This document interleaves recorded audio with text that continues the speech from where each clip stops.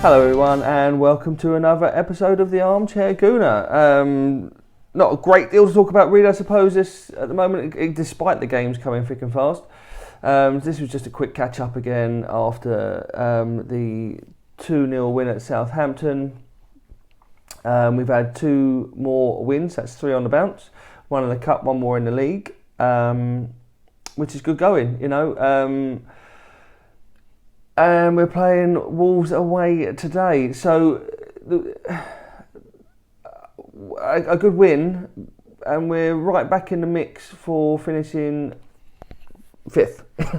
I mean, we're not getting 4th, and again, as I've said before, if we did, even if that were to happen, I think it's going to take a massive amount of unlikely event for us to get there. But if that were to happen, we would not do well in the Champions League next year. We're just not We're just not capable of coping in that league this year, or next year I should say. But anyway, let's focus on what we are doing and what we can do and what we have been doing. And that's winning. We've picked up wins again. A very credible 2-1 away win at Sheffield United. A place where just recently Harry Kane's Tottenham, Harry Kane becoming the first person to score in every calendar month and every day of the week. I mean, that's an achievement. Sorry, Thierry, you know, your titles, I mean, come on, FA Cups, titles, they mean nothing. Harry Kane scored every month of the year.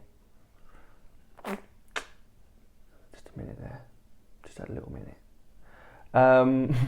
But seriously, so we went away, and in a game where probably under Unai Emery last season, definitely this season, had the equalising goal gone in, we would have capitulated without a shadow of a doubt. Mental fragility would have gone.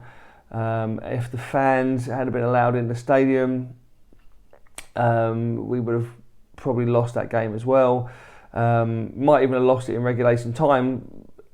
I think it's easier for referees to give decisions when there are no fans there. Genuinely, they're not under as much pressure. And Georgie Graham said when we had the 2 points deducted in 1991, he said, "I'll whip the fans up. Don't worry about that, because when you go up north, it's like a gold star," and it's true. You know.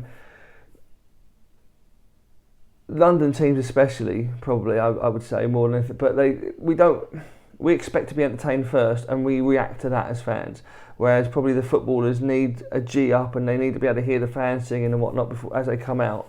You've seen, I don't know if you've seen it, the video of Mourinho saying that you shouldn't need to be motivated if you're a professional footballer. That's just him deflecting away from yet another result. When it's a win, it's him, and when it's a bad loss, it's down to his players. But the point being that, you know, going since lockdown has started, you'll see that a lot more teams are winning away from home than would have normally, because there's not that partisan crowd there, and it's making a big difference. Like I say, Spurs get turned over 3-1 at Sheffield United, and we managed to snatch a credible 2-1 win. We didn't play brilliantly. Sheffield United gave us a real game, but we come away with a win in the FA Cup, and we're on to the next round, and that's all you want, really, isn't it? Especially from cup football, and it builds the confidence up. Having won previously against Southampton and played quite well in that game as well, to have a rough game away and come away with a win is good. And then we followed that up with a win versus Norwich. Our first game back at the Emirates since lockdown was lifted, or partially lifted, and a good performance.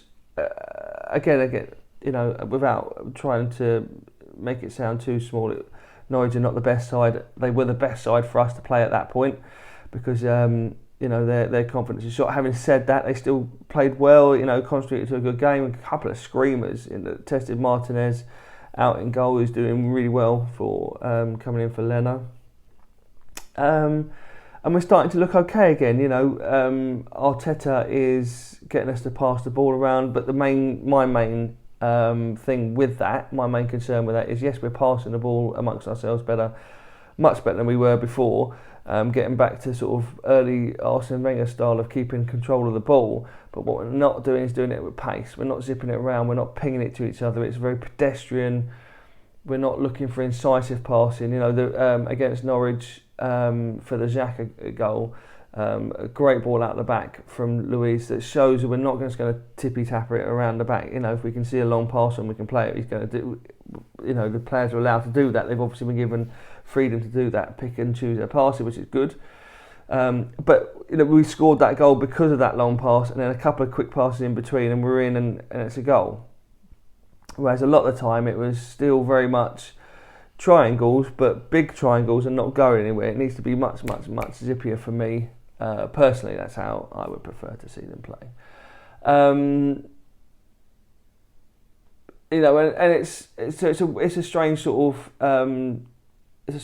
time at the club at the moment, because I had a big ding-dong row. Well, I say ding-dong row. I had a discussion, a frank discussion with Sam Matterface from TalkSport on Twitter about the whole way that it's funny how clubs are reported online. Like I say, we got a credible 2-1 win away, and Spurs got turned over at Sheffield United.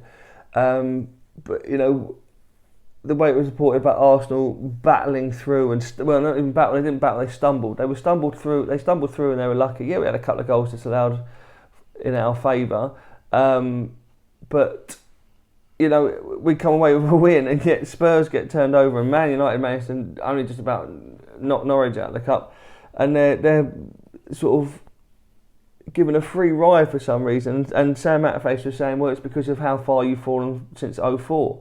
Yeah, but look at United. Look how far they've fallen, and you can't judge this team at the Emirates against the 2004 team. You just can't. I mean, they were playing at Highbury for a start. It's a completely different kettle of fish. The pitch was smaller. The stadium was tight. It was much more compact, and those players were at the peak of their game. Everyone in the 2004 team were at the peak, and that's a massive bar for people to set to try and reach. And we've had a lot of youngsters come in, and that's a massive group of players to try and emulate. And who could? Big shoes to fill. And so you can't judge that era versus this era. Having said that, I've spent the last couple of days saying judging this Liverpool team versus George Graham's title-winning team. But mainly because there's been loads of polls and stuff going around saying, is this the best team to have ever won the Premier League, this Liverpool side? It's like, hang on a minute, they're not even the best Liverpool side, let alone the best Premier League ever side. And also, like George Graham's team in 1991 lost one game away at Chelsea. So this team, they've lost two already now. So not even that good. But no, genuinely, you can't compare, especially where we are at the moment. We've had three managers this season. So you could probably, if we had kept Emery, you could compare his seasons, one-on-one. You can't go, like 3 seasons down the line. What was he doing in his first season? Have we gone backwards? You have to compare for the season that you just had. So really, Mikel Arteta has got like a season and a half grace, really, because he only come in the winter, taking over from Freddie. So you can't compare this Arsenal side to Emery's Arsenal side last season. I mean, you can, because they're the same players, and that's part of my point as well. Emery's turning this team around, but he can't do anything. Arteta's turning this team around, but it's the same players that Emery had. He hasn't had a chance to bring his own players in, really, Mikel Arteta. So it's like you're asking him to turn these teams that weren't good enough anyway, some of these players weren't good enough for Arsene Wenger to get into the top four. So to ask Unai Emery and then Mikel Arteta to do it is a big ask. Almost impossible. If they weren't good enough before, how can they suddenly be good enough now? Is basically what I'm trying to say. So he's got to get the best tune he can out of them. And that against teams like Norwich, that happens. And again against under Unai, I don't think under Unai we would have beaten Norwich 4-0 at home. Those results were starting to slip away. At least under Arsene Wenger, you could feel we'd get a few goals at home against Everton or a few goals at home against Burnley. We'd struggle away because Arsene wouldn't change his style of football to suit the team we were playing against, and that's a strength and a failing. But under Unai, he was very scared of everyone. You could tell that. It was setting up as we start with a point mentality, and I think you've got to be, especially at home and especially as the Arsenal, you've got to be more aware than that. And I think that's what Arteta's going to bring in more and more. I think you can see that. I think that's evident with the players. He managed to sign Saka to his deal. He managed to sign Martinelli recently has just signed a long-term deal as well, and it sounds like Aubameyang's going to sign, which I think probably means that Lacazette won't sign. I think we'll sell Lacazette, and I think that's a business decision. You probably wouldn't get much different. You'd probably get more money for Aubameyang because he's a bigger name, he's a flashier player, but Lacazette's got longer on his contract, and he's a little bit younger. And so, they're probably thinking to themselves, we can easier replace Lacazette than we probably can Aubameyang. Aubameyang's the flair player, he's the standout, he's the marquee, he's currently the captain.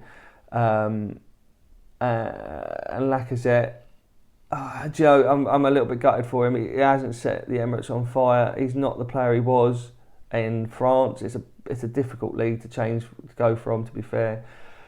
He struggled in his first season, but not because of him. But Arsene didn't know how to play him. Really, it looked like at the beginning he was taking him off, or he was mucking around with him. It was almost like Arsene didn't actually sign him or didn't want him, and that might have been the beginning of the end. Really, looking back. So I think it'll be Lacazette that makes way because we've got the young lads coming through. So let's keep one marquee signing up there, but let's allow, by letting Lacazette go, maybe that allows Nketiah to come through or Martinelli to make the breakthrough as a striker. I mean, if you've got Martinelli and Aubameyang up front together, that's a lot of pace. And Aubameyang's got 250 goals quicker than any other Arsenal player in history. That includes Ian Wright and Henry. So. Whereas there is a bit of a big fish in a small pondness about him, at the moment we are a small pond, whether you like it or not, as a team. That's what I was saying before about Arteta having to turn this lot around. But they seem to be making the right noises. We seem to be being linked to Thomas Partey. These rumours in the papers aren't going away, and that's not a bad thing. We're in June. We're technically July. Sorry, we're in July now, of course. So the transfer window only opens in a couple of weeks' time. So, are we starting to make noises? Are we starting to take it seriously? Are we starting to get players in early again? Is this a Mikel Arteta thing saying, right, if we get players in, we've got to get them in early. I've got to work with them. I've got to integrate them into the squad. I've been reading Amy Lawrence's book, the Invincibles book, and she was saying there about how players got brought into the side that could fit in, and then got players in the squad, took them under their wing and didn't see it as a challenge for them to come in their position. It was like, eventually you will take over my role, so I'm going to, but while we're both here, we're going to work together, we're going to learn from each other, we're going to understand what it is to be an Arsenal player, and I think that's what Mikel Arteta is doing. I think he's going to start bringing that in, and that's why he's getting the young lads tied down. Joseph Willock playing more games, Reece Nelson, Salah's coming in, but you've got Ainsley Maitland-Niles. There's a real core of Arsenal youth there again, and that's a good thing.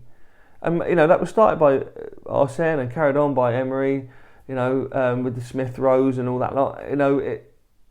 It's looking like we might be going towards a more youthful project again. But it also looks like he's trying to tie down like a couple of marquee players to go with it as well, and I'm happy with that. you know. And if we can win today at Wolves, which is a hard game, it will be a hard game, but if we can win again, you know, we're right back in the mix for, like I say, finishing fifth.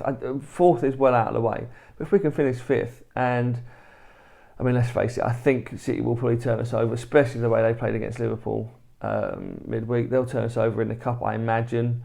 We might get lucky, we might get a good result. It's at Wembley, you never know. You know, we were doing all right until Luiz got himself all mixed up in it, all up at the Etihad.